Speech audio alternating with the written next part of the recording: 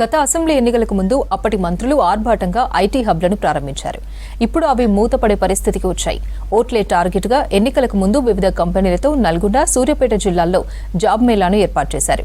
దీనికోసం పెద్ద ఎత్తున ప్రచారం చేసుకున్నారు. ప్రస్తుతం ఐటీ హబ్లు నిర్లక్ష్యానికి గురవుతున్నాయి. కోట్ల ప్రజాధనం ఖర్చు చేసి కట్టిన కట్టడాలు గబ్బిలాలకు నిలయంగా మారుతున్నాయి.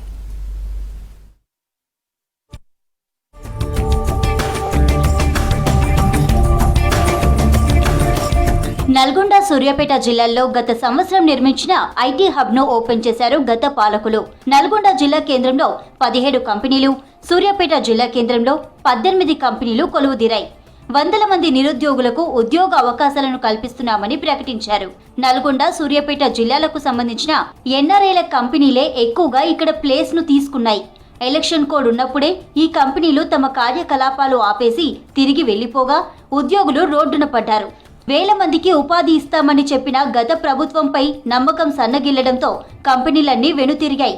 సూర్యాపేటలో ప్రస్తుతం ఎవరూ లేకపోవడంతో తాళం వేశారు.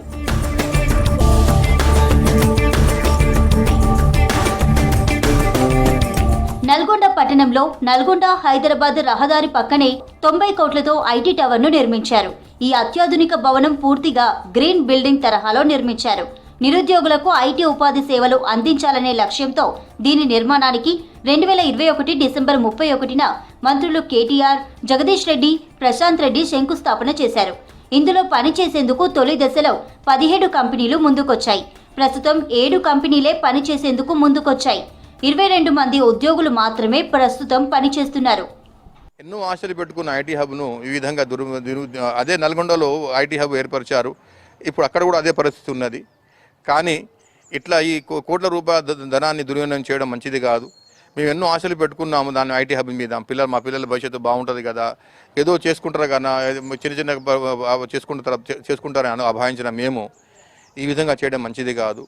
ఈ ప్రభుత్వం అయినా కూడా ఆ ఐటీ హబ్ మీద కొంచెం శ్రద్ధ పెట్టి దాన్ని అభివృద్ధి చేసి సూర్యాపేట ప్రజానికానికి అందించి తద్వారా మా పిల్లల భవిష్యత్తుకు వాళ్ళ నైపుణ్యాన్ని స్కిల్ డెవలప్మెంట్ చేయాలని కోరుతూ ఇక్కడ ఐటీ హబ్బులు పట్టించుకున్న నాదుడే లేకపోవడంతో కోట్ల రూపాయల ప్రజాధనం వృధా అయిందని అంటున్నారు బీజేపీ నేతలు.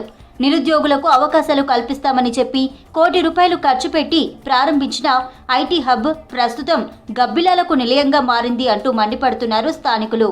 దాదాపు 80 కోట్ల రూపాయలతోటి ఐటీ టవర్ నిర్మించడం జరిగింది. సంవత్సరం దాటిన ఇప్పటికి కూడా మరి ఇక్కడ నల్గొండ బిడ్డలకు ఉద్యోగాలు రాక ఈ ఐటీ టవర్ నిరుపయోగంగా ఉంది.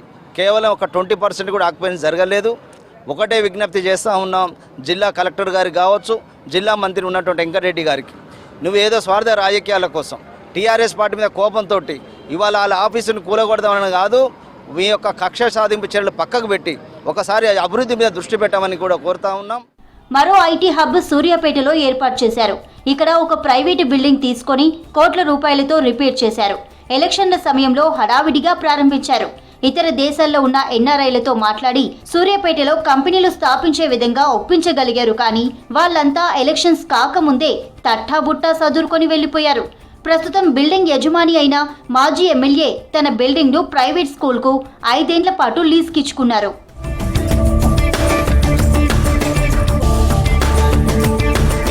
మాజీ ఎమ్మెల్యే బిల్డింగ్ లో అవసరమైన కాన్ఫరెన్స్ హాల్స్, సెంట్రల్ ఏసీ, విశాలమైన గదులను ఏర్పాటు చేశారు.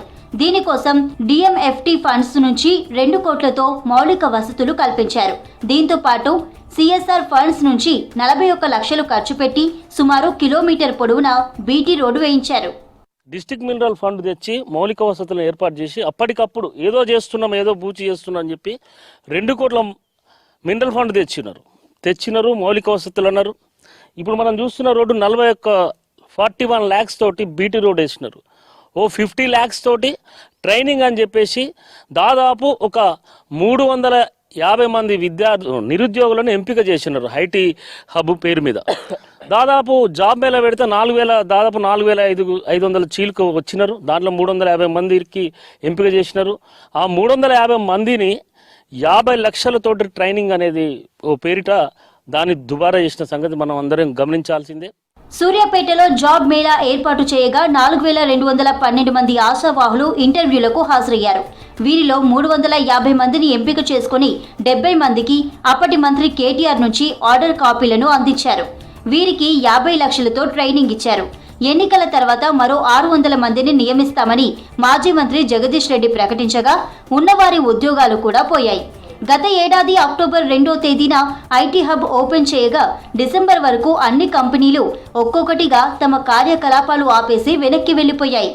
ఏదైతే ఐటీ హబ్ ఏర్పాటు చేస్తున్నప్పుడు ముందు చూపు లేకుండా ఉట్టిగానే ఎన్నికల కోసం జనాన్ని నమ్మిద్దాంలే అన్నట్టు అక్కడ ఏం చేసినారు, సుమారు 3 కోట్ల రూపాయలు ఖర్చు చేసి 2016లో అక్కడ కలెక్టరేట్ మొదలైతే 2016 నుంచి 2023 వరకు రోడ్డు కాదు కదా, మట్టి రోడ్డే ఉండే.